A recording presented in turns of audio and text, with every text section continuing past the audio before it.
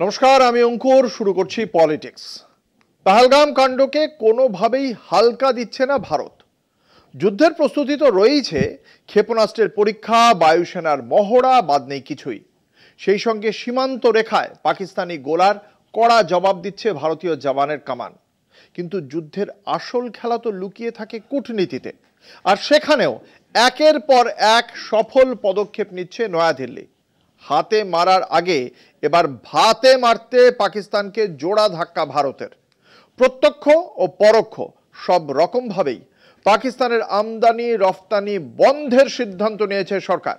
এর পাশাপাশি পাক পতাকাবাহী কোনো জাহাজ ভারতীয় বন্দরে প্রবেশ করতে পারবে না। অন্যদিকে আন্তর্জাতিক মুদ্রা তহবিল ওরফে IMF, এশিয়ান ডেভেলপমেন্ট ব্যাংক ও বিশ্ব ব্যাংকের মতো আন্তর্জাতিক সংস্থাগুলিকে চিঠি দেবে ভারত। তাতে বলা হবে পাকিস্তানকে আর্থিক সাহায্য দেওয়ার বিষয়টি ভেবে দেখতে। পাকিস্তানকে আর্থিক সাহায্য যে আদতে সন্ত্রাসবাদে মদদ দেওয়া, কার্যত তা বোঝাতেই এই চিঠি দেওয়ার সিদ্ধান্ত নয়াদিল্লির। পহলগাম কাণ্ডে জেরে শনিবার পাকিস্তানকে সরাসরি আক্রমণ করল ভারত। আগেই বন্ধ হয়েছিল রপ্তানি। শুধু ভারত থেকেই নয়, সংযুক্ত আরব আমিরশাহীর মতো তৃতীয় পক্ষের দেশগুলির মারফতও ভারতীয় পণ্য রপ্তানিতে নিষেধাজ্ঞা জারি করেছিল ভারত সরকার। এবার বন্ধ হলো আমদানিও।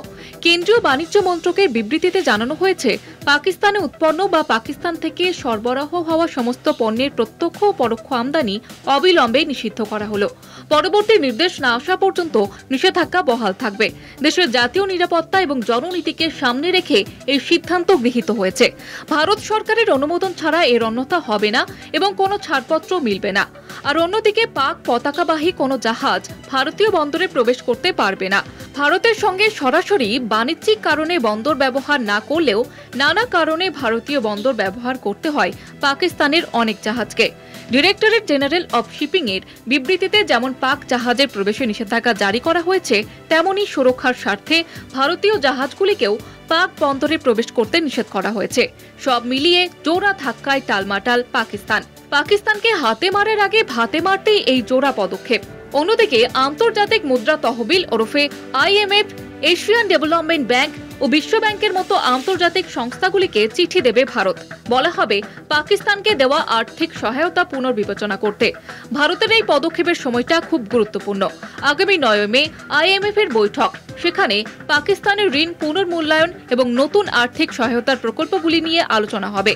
পাকিস্তান যদি সন্ত্রাসে মদদ দেয়, তাহলে তাকে আর্থিক সহায়তা দেওয়া আদতে সন্ত্রাসবাদে মদদ দেওয়ারই শামিল। সব মিলিয়ে আর্থিকভাবে মেরুদণ্ড ভেঙে দিয়ে সামরিক পদক্ষেপের আগেই পাকিস্তানকে কাবু করার পথে হাঁটছে ভারত। এদিকে শনিবারও PMOর এক্স হ্যান্ডেলে সন্ত্রাসবাদীদের এবং তাদের মদতদাতাদের বিরুদ্ধে কড়া পদক্ষেপ নেওয়ার আশ্বাস দেওয়া হয়েছে। অ্যাঙ্গোলা সন্ত্রাসবাদের বিরুদ্ধে ভারতের লড়াইকে সমর্থন জানিয়েছে বলেও ধন্যবাদ জানিয়েছেন প্রধানমন্ত্রী। প্রধানমন্ত্রীর কথার প্রতিফলন ভারতীয় নৌবাহিনীর এক্স হ্যান্ডেলের পোস্টেও।